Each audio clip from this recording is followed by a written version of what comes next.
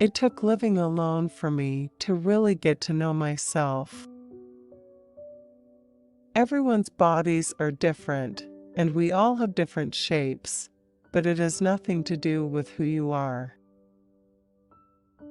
For me, being an American Latina means identifying with and being influenced by both my American upbringing and my Latin heritage, and I have so much appreciation for how those two cultures have created who I am.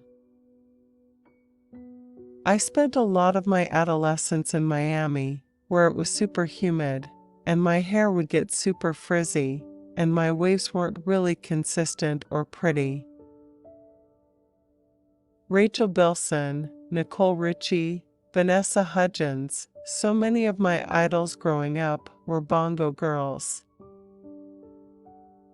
I like communicating and being open and committing. That, for me, has always been something that I like to do. Invest in a trainer. You see the progress so quickly, and you push yourself in new ways. I grew up watching Gossip Girl and The OC, and I looked up to Blair Waldorf and Summer Roberts. I often hear things like, "You don't look Latina enough," and that mentality is so backwards. The fact is, I am Latina, so how are you going to tell me that I don't look Latina? My perfect day would be spent poolside with some friends. I use my hair as a tool for portraying characters. When I'm auditioning for a role, when I'm putting myself on tape for something, I always consider what the hairstyle is going to be because it changes the way people perceive me. I feel like I know I have enough friends who support me through those times. Like, I'll call a friend and be like, "I really don't feel good about what I ate today." And she'll be like, "Dude, it's fine." I love bossa nova. It's the most beautiful genre of music in the world. If you're going to become a better person, do it in high school. It's fine to eat dessert when I want to eat dessert, because that will give me the peace of mind I need. I'll know that if I ate chocolate cake, maybe I won't the next day. I think from going to fittings once a week and having to look in the mirror for 2 hours, I feel like I built an intuition for what's gonna work and what isn't, and I noticed how important tailoring is, especially being a more petite body type.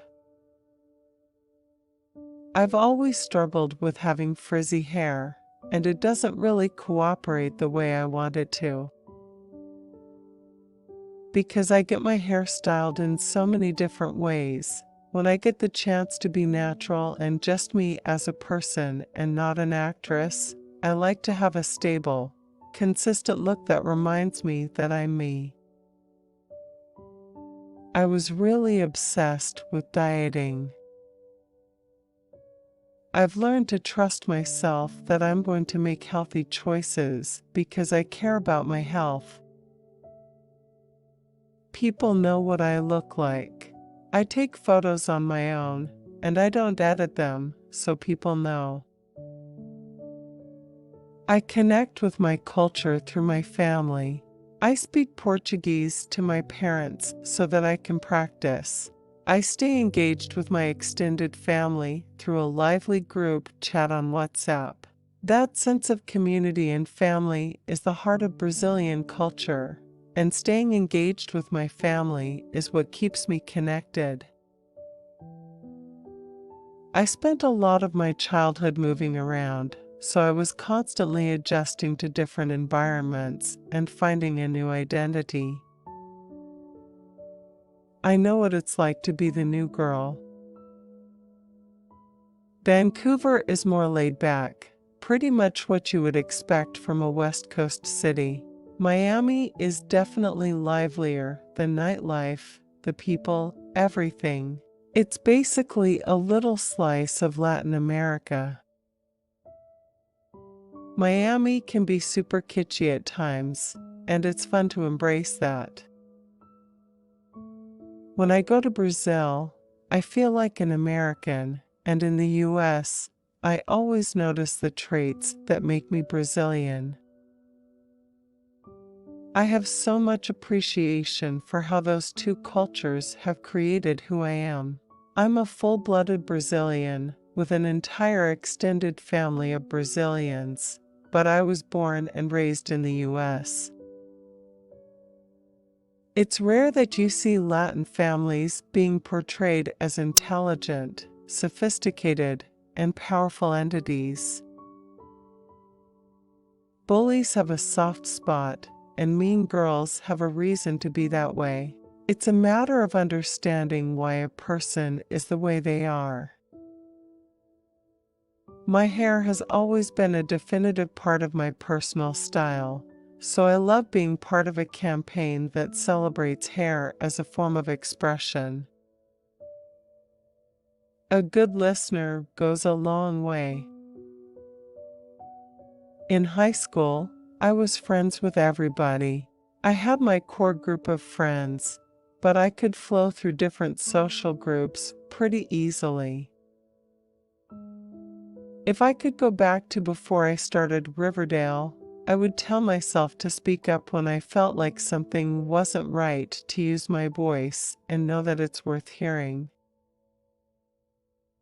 It's easy to think you have to fit some kind of mold.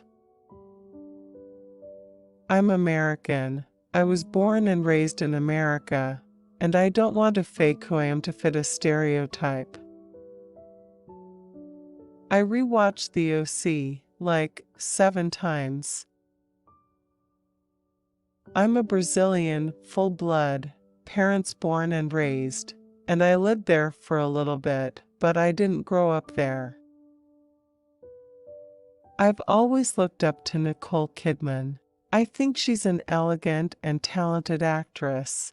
You can tell how much she commits to her characters, and I admire that.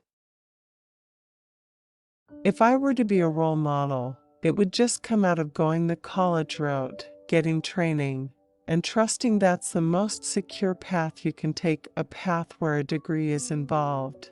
You know you went to college, and you have that under your belt. I'm not more Brazilian than I am American, or vice versa. I'm very much a combination of all of those things.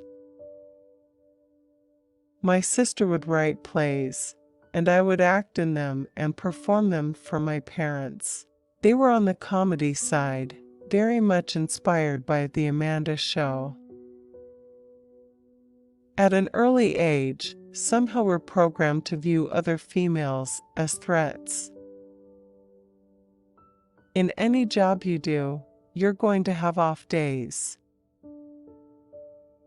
In high school, I always had boyfriends. It wasn't healthy. I was so used to having someone around that when I was finally on my own, it felt scary. It was tragic every single time my mom told me we were moving. I would always envy my friends who had grown up in the same house their entire life, and they had markings on the wall of me at 5 years old and all that. It made me so sad. I wished I'd had that.